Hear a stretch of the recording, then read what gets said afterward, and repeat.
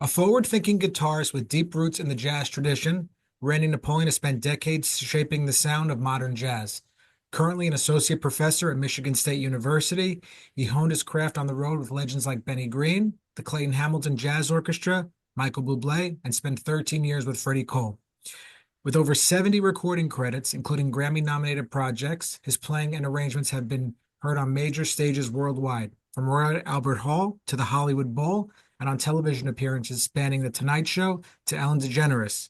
Praised for his warm tone, intricate fingerstyle technique, and deep swing, Napoleon embodies the balance of tradition and innovation in jazz guitar. So, Randy, thanks for taking the time today. Really appreciate it. Thanks so much for having me. Yeah, my pleasure. So a lot of stuff to cover. I'm really excited to talk to you. The first thing I have to know, you know, when it comes to the technique we see, the way you play with your right hand, how did this all come to fruition? Was it like classical guitar at first? Because when we think finger style, like that's the way Right, we see. What was right, right. talk to me Yeah, about that? I kind of came to it backwards, I mean, I started playing with a pick like most guitarists, and um I became more and more sensitive to the sound, and I would say probably the guitarist that I've studied the most is Wes Montgomery, like many of us, and I just always loved that he had a little bit of a bump in the sound, and it was difficult for me to get that. Now, of course, Wes is a freak of nature, and he could execute anything with his thumb. I do use my thumb for some things, but I've never gotten good at, playing fast lines with the thumb. So, two fingers is like two thumbs. But actually, the genesis of this for me was my first touring gig was with Benny Green, as you mentioned, who's, one of my all-time heroes. And he is a very meticulous and detail-oriented musician. So we would do really long rehearsals together, sometimes just the two of us. I would go to his apartment and we'd be playing really soft. We just might play one tempo for an hour and a half without stopping, and Benny would do this thing where you'd put the metronome on beat one of every two bars, and it's really hard, but once you find it, you get hypnotized into the tempo. But something that he mentioned is he found it distracting when he would hear the pick scraping against the strings. I was using round wounds, and I've always kind of my technique is pretty homemade, and I'm sure there are better ways that I could have been using the pick. Are you still using round wounds, or you use? Yeah, I am. I've been using those coated round wounds that Diodario makes, which I really love. I get the 7 string pack that is 10 through 56 and throw out the 10, and then you've got a 13 set, and they mostly are round wounds, but there's less squeak, which I like, and they last longer. So I really like those strings a lot. But yeah, and I'm completely neurotic, so I'm always changing around, and I've tried all sorts of different stuff with that. But I do tend to like rounds have a little bit more acousticity and maybe sustain. So I usually come back to that. Uh, But when but you say he when was you right yeah, about the scratching, and I didn't mean to cut you off, no, but it's okay. at the time I thought like, well, there's no way I can prevent, hearing the pick against the string completely. But then I continued to reflect on it for years, and it started bothering me more and more, and I started playing with my fingers more and more. And then at a certain point I said, you know what, I'm just gonna go for this and see what's possible with this. But you used the word, you said the word sensitive in terms of how the pick sounded against the strings. Was it Yeah. something that you were hearing and you said to yourself, I mean, aside from what Benny had said, were you also saying to yourself, like, in order for me to get the sound in my head, like Yeah. this has to go too? I think it was both of those things. He made me more aware, and I still, this was 1999, 2000 or something when we were having this conversation, and I still think about, things that he alerted me to or made me aware of. He taught me to listen to records more deeply, and also listen to myself, and that was painful at times because I there were things that I really wasn't aware of, and then when you really start hearing them, you kind of can't live with it. It's like, all right, I've got to do better. Now, most of my favorite guitarists use a pick, and I mean, I think Peter Bernstein has the greatest sound in the world today, and he uses a pick. And My former teacher.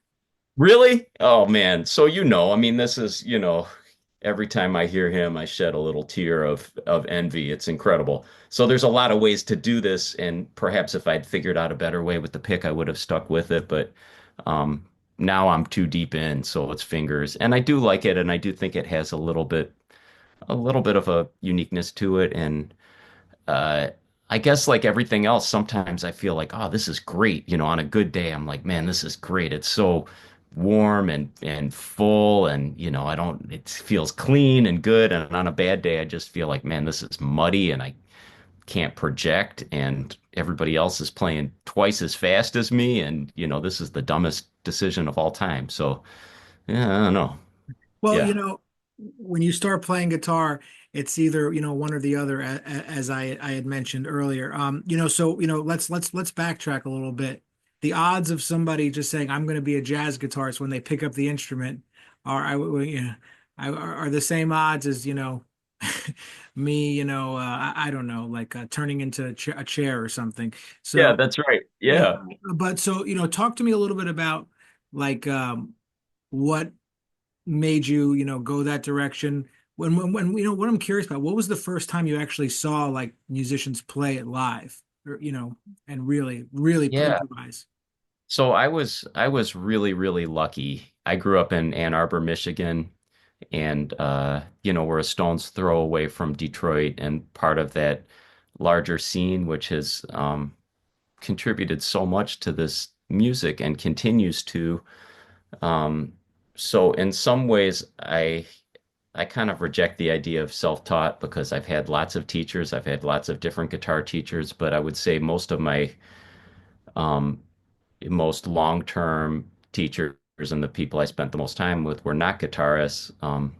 There was a jazz club in Ann Arbor called the Bird of Paradise when I was growing up, and I started going there constantly when I was 15 years old. I had just started playing guitar 2 years earlier, and I really didn't know a whole heck of a lot, but they, kind of adopted me like a mascot, and I would, What made you go over there though? I mean, it's kind of like a rare thing you hear, like usually when you're 15, yeah, you're doing right. other stuff. So what made you go Well, over to like the you jazz said, club? I started with different stuff. I mean, I was also lucky that we had an instrumental music program in my public school system when I was growing up. So I actually started playing violin when I was in fifth grade. I was very unserious about it, but I liked it, but I was not like really practicing. I'd show up and whatever, but I had an idea of how stringed instruments worked. And around the time I was 13, I remember I was at a friend's house and they had an electric guitar lying around, and I was just curious. Like my eyes were drawn to this object. And so I asked him, I said, "Hey, do you mind if I try this?" And I just remember picking it up and playing it, and it was one of these magic moments like in West Side Story when, Maria and Tony are at the dance and then everything freezes and there's just a spotlight on each of them. I really just fell in love with the guitar. There's something about physically holding it, Yeah, and it was an electric guitar. it was an electric guitar, and I remember playing that low E string and it was plugged in and feeling the vibration, and I just loved it immediately. So he Did you actually plug had it a beat in? up acoustic guitar. Yeah, I did. And Okay. I borrowed his acoustic guitar and I stayed up all night just trying to, oh, my finger goes up, it makes this sound, and that was it. There was a guitar store in town that a really wonderful, saintly actually person named Steve Osborne owns, and I was 14, I think, and I told him, I said, "Hey, could I work here?" And he didn't have any jobs for a 14-year-old, but I said, "Could I work in exchange for lessons?" He said, "Sure," so he just asked me to sweep up the floor, but basically I was just squatting and I'd listen to all the people come in, and I liked all of it. I'd see these people with long nails come in and they're playing classical guitar. I say, oh, that's cool, and then there'd be this, long-haired rocker and he's finger tapping. I say, oh man, that's cool, and sensitive folk guy strumming on the steel string. And I liked all of it.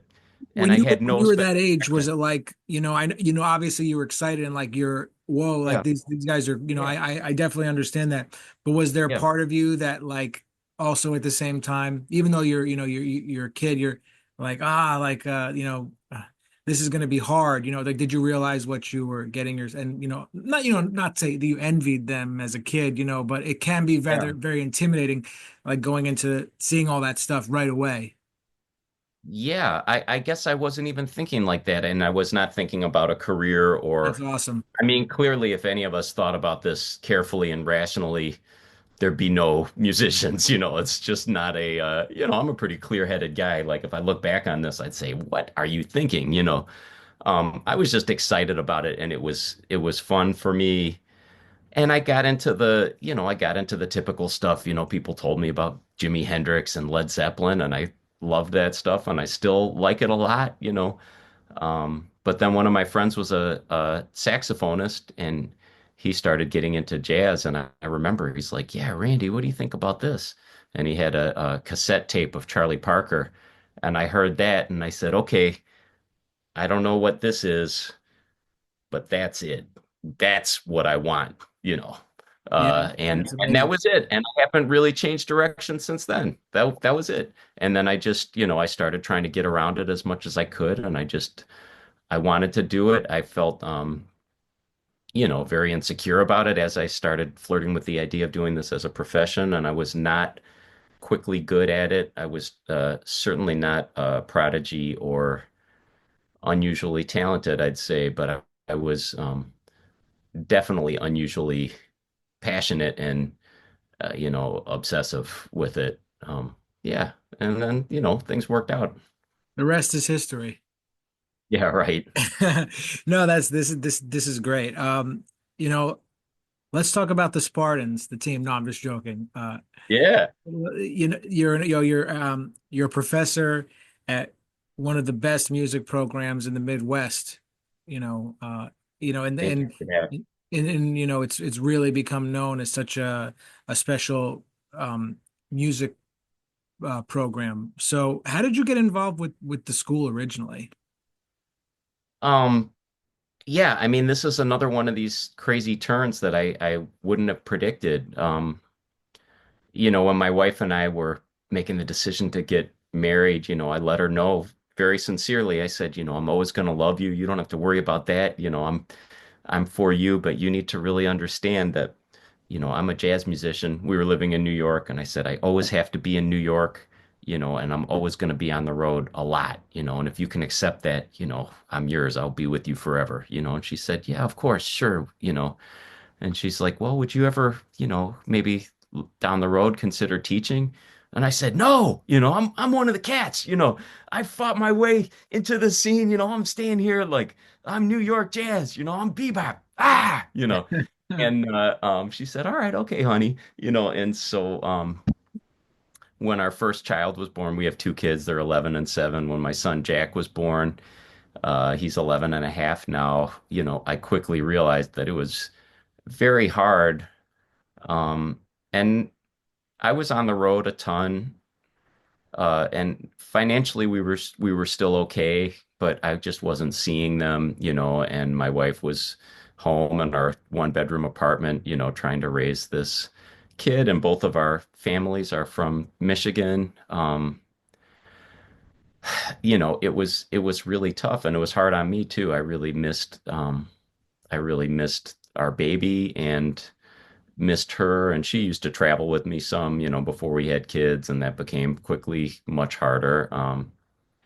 So I changed my tune pretty quickly.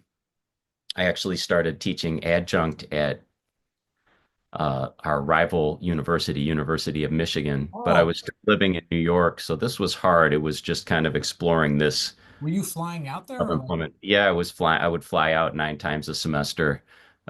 So I this did is that. before virtual lessons? That's right. Yeah. So I did that for 1 year, but then kind of out of the blue, Rodney Whitaker contacted me and he let me know that they were opening a full-time tenure line guitar position. He had been slow and steadily building this program from something that where there wasn't even a jazz major into, one of the premier programs in the world. And that was one of the last ingredients. He said, we need a full-time dedicated guitar professor. So he called me and asked me to apply for it, which was super stressful for me going through that process.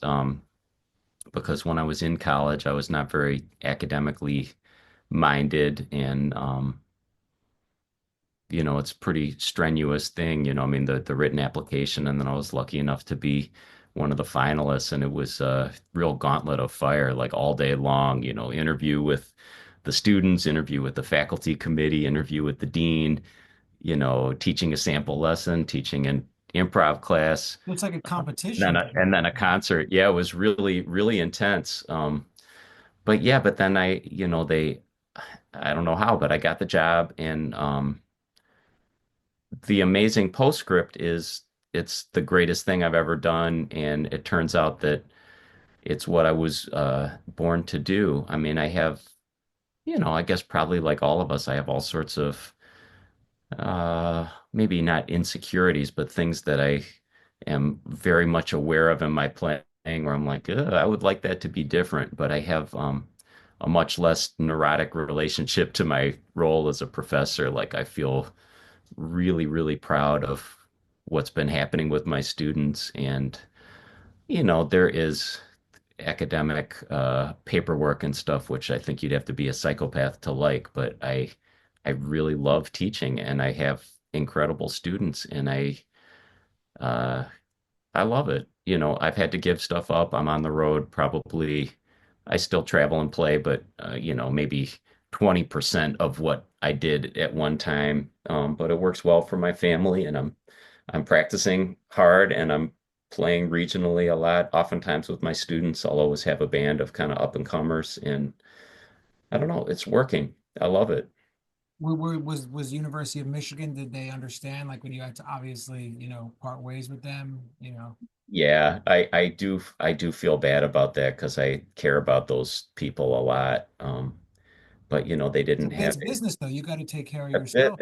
And this is a much more developed program and it's more supported from the top. And I would say aesthetically, it's something that it just fits perfectly. Rodney was one of my childhood heroes, and I've known him since I was a teenager. I played some of my first gigs in Detroit with him, you know, almost 30 years ago now. So I've known him forever, and he's a very natural leader for me to follow. And I joke that, first he taught me how to play and then sent me off to New York and I got some gigs and that was great, and then he brought me back and he taught me how to teach, because I would, like with everything, I imitated all my colleagues and asked a lot of questions as I was developing my method. And I mean, it will always continue changing like anything. I'm always trying to find the quickest way to, help people. But and actually I'm his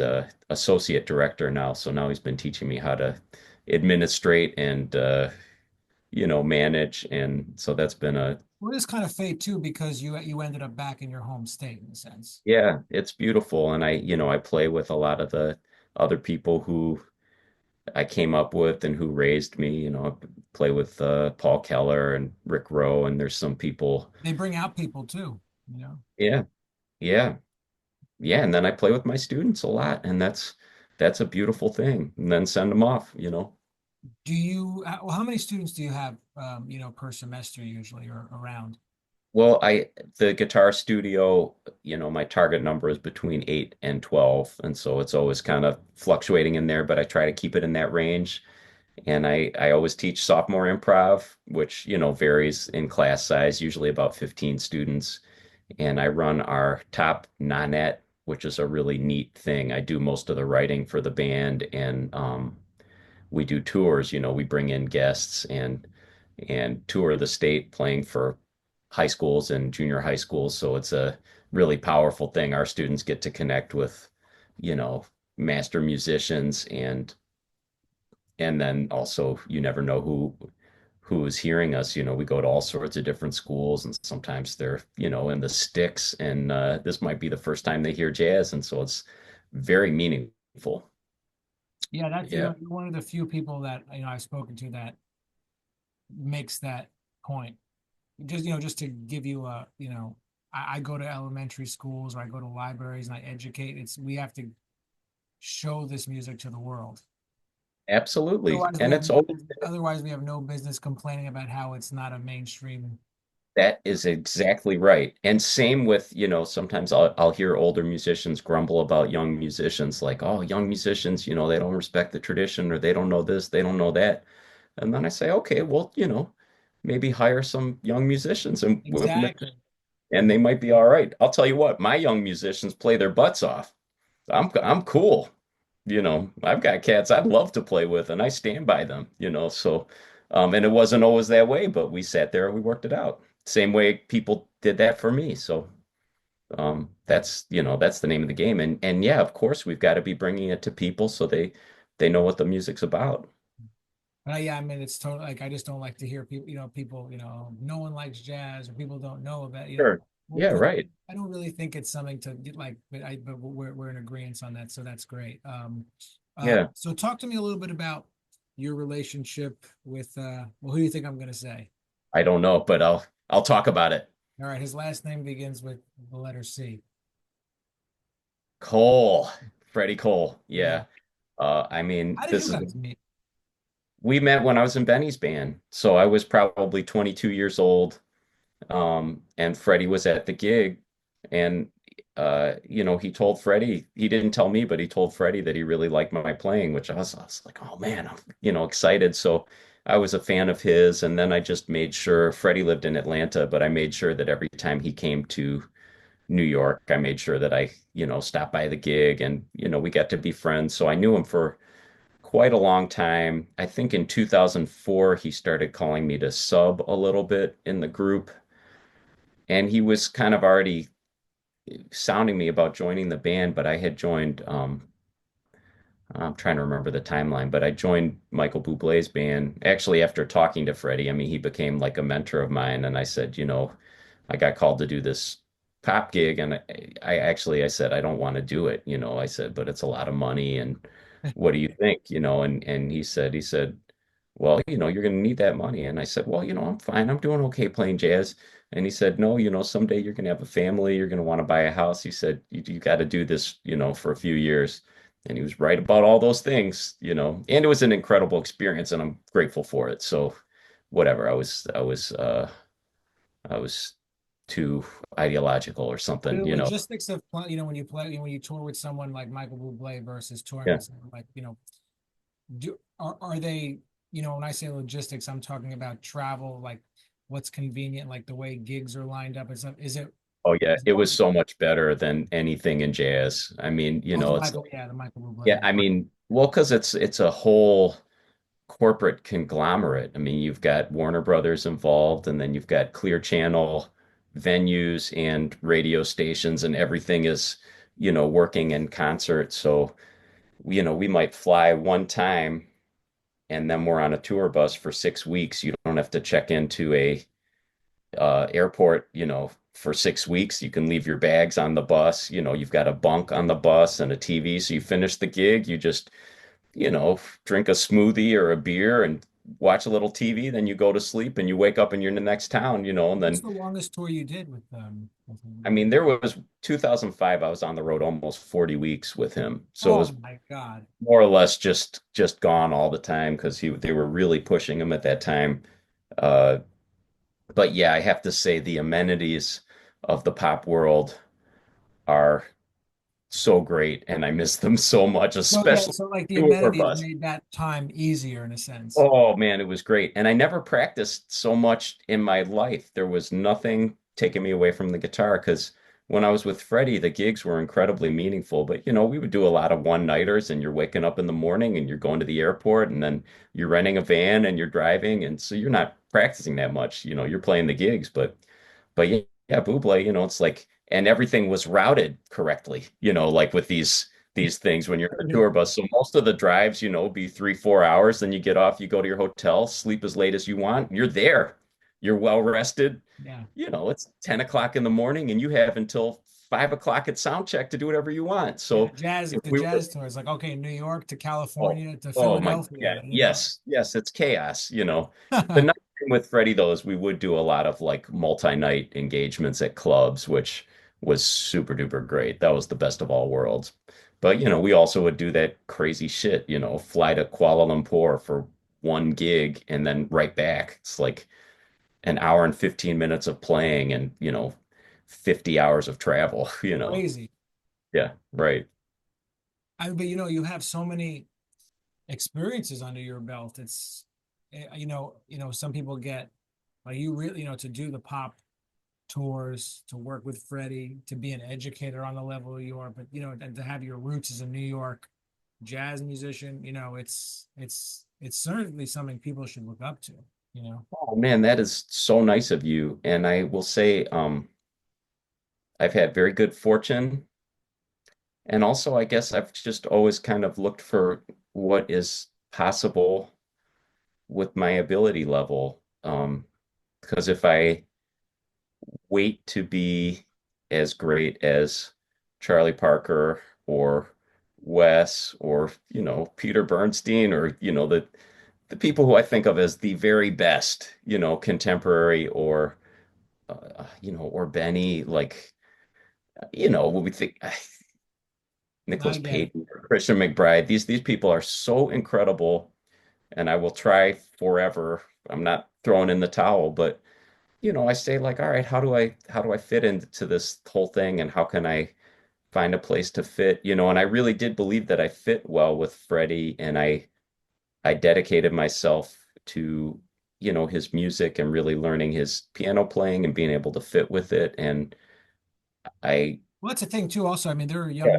there's so many incredible musicians out there who just won't even get that opportunity to even work with somebody once, yeah, because there are thousands out there, I know it really is true. So So, but yeah, one more thing I wanted to ask you before we finish up was, is when you got offered the pop gig, were some of your colleagues or friends trying? Because Freddie said, "No, go do it. You need the money." But were some of your colleagues saying, "What are you doing?"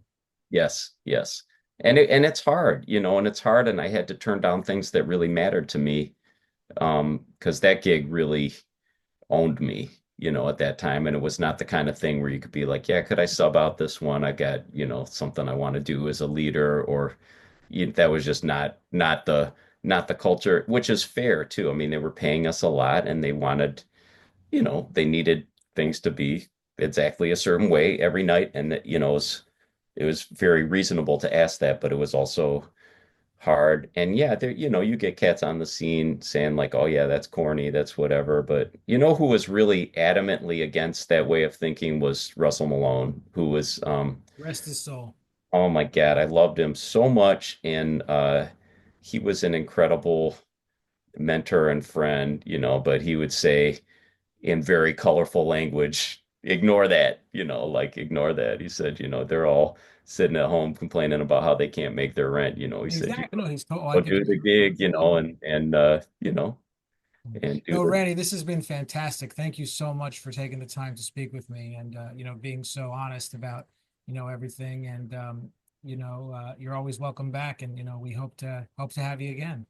I appreciate you so much. Thanks for doing this. Thanks for letting me spin my yarn and tell my story. I We're just appreciate it. getting started. Yeah. Thanks, man. All right. Thank you.